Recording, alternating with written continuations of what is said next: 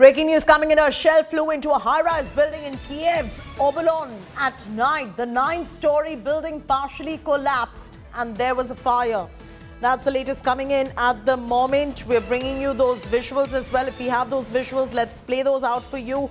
Russian shelling setting Kyiv apartment block on fire. There you go. Those visuals on your screens right now. You can see that apartment block very clearly on your screens right there in Kyiv. That was on fire after shelling by the Russian troops. Firefighters, from what we're picking up, have been rushed in to put out the blaze in the 9-story apartment block. This is at 20 Bohotiriska Street in Obolon neighborhood. Maria is now joining us from Kyiv for all the very latest. Maria, looks like the offensive in Kyiv has really gathered pace at this point of time, and the visuals that are coming in of the breaking news at the moment is of the apartment block in Kyiv burning after the shelling by Russia. Yes, the latest news is that the fire in this apartment has been put down. So there were in the 9-story building, 3 floors were on fire, according to the Ministry of Internal Affairs of Ukraine. But as of now, the fire has been put down because of this night shelling, night bombing of this building in Obolon, which is a residential area in Kyiv. So back to what happened during the night. So we see right now that there were 2 air raid sirens in Kyiv and also all over Ukraine. We've seen the report that the air raid sirens were all over Ukraine. So not only in city center in Kyiv, but also in other parts of Ukraine. There has also been the bombing of Mykolaiv Oblast. So it is in the south of Ukraine. And as far as we have seen what is happening right now on this stage of war, it is the 19th day of war already. Today is, by the way, the day of Ukrainian volunteer fighter, which is kind of a big day for Ukrainian army, for those who fight for Ukraine, and it will be celebrated definitely, and also in this circumstances celebrated as the power of Ukrainian army, which withstands Russians for 19th day in a row.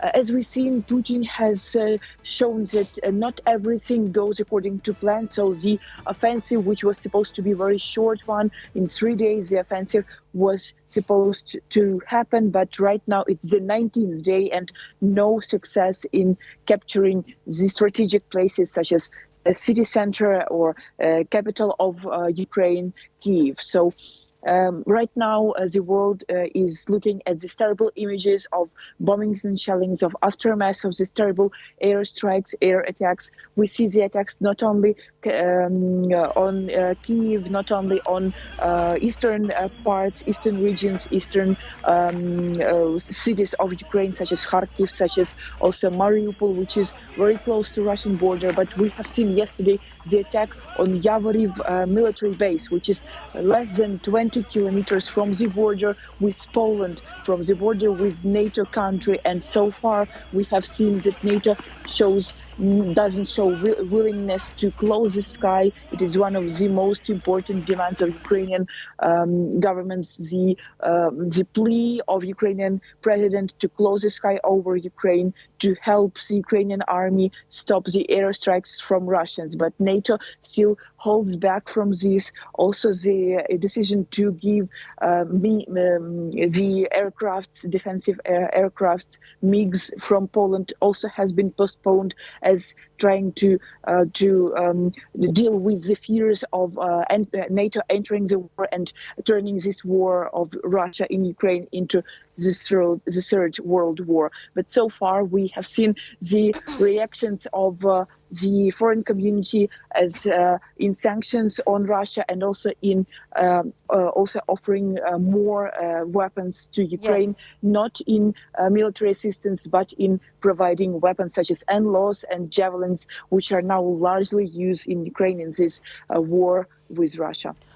Maria, I request you to stay on with us. She's reporting live from Kyiv, where this particular building has been attacked by the Russian forces. It's a residential building in Kyiv due to the shelling. You can see the impact right there, but Ukraine army is holding fort against the Russian invasion at the moment.